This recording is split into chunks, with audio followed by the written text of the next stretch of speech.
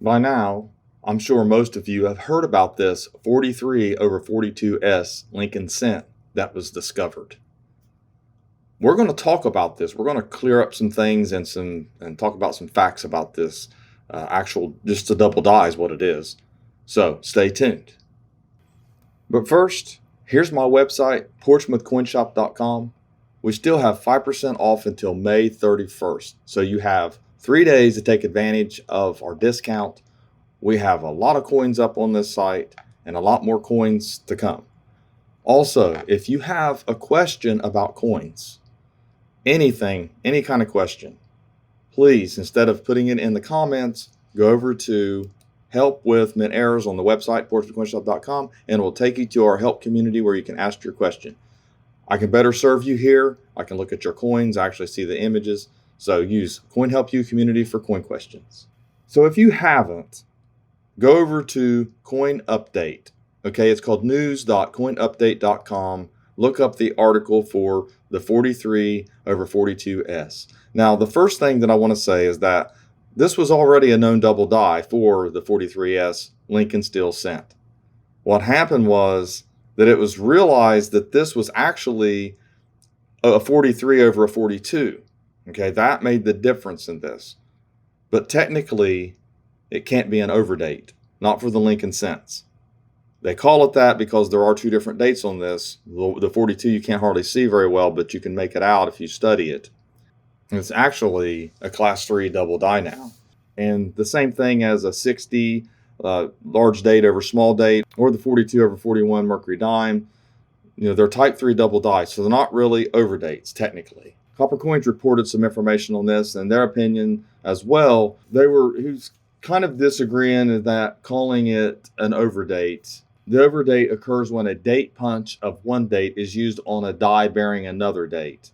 It says all Lincoln Cent dies are hubbed with the date, not punched. So they're not hand punched. So it's not like an overdate, like you hand punched a 42 or a 43 over the 42. It's actually hubbed with the date on it. So we call it, basically design hub doubled. And that's what he was talking about here. And I agree with that. So calling it an overdate is kind of like hyping it a little bit and makes it appear a greater discovery. It is a good discovery. I'm not trying to knock it in that sense. Some of the greatest experts in the field right now agree that this is a 43 over 42. I'm not disputing that. Just the fact that it's a double die. It's a class 3 double die. So in the cherry pickers, it's already an FS 101. And I encourage you to come over here to Coin Update and check this out. This is cool, though, to find out something that we've known as a double die for years, right in front of our faces. Everybody looks for this double die, and yet discovered that it is actually a 43 over 42. So that's just interesting. It is remarkable. I kind of wanted to clear up some of this, but I'll tell you, the Coin Update article covers it in detail. I mean, I highly recommend it. It tells you the names in the business, the top names that have agreed that this is actually a 43 over 42. So yeah, it is a really great discovery. I just wanted to clear up the fact that it's really not an overdate, and the fact that hey, now you got something else to look for, even though it was already something to look for. So it's really not a discovery. It's just discovered that it's not just a regular double die, like a 43 doubled, 43S, doubled. It's actually a 43 over 42.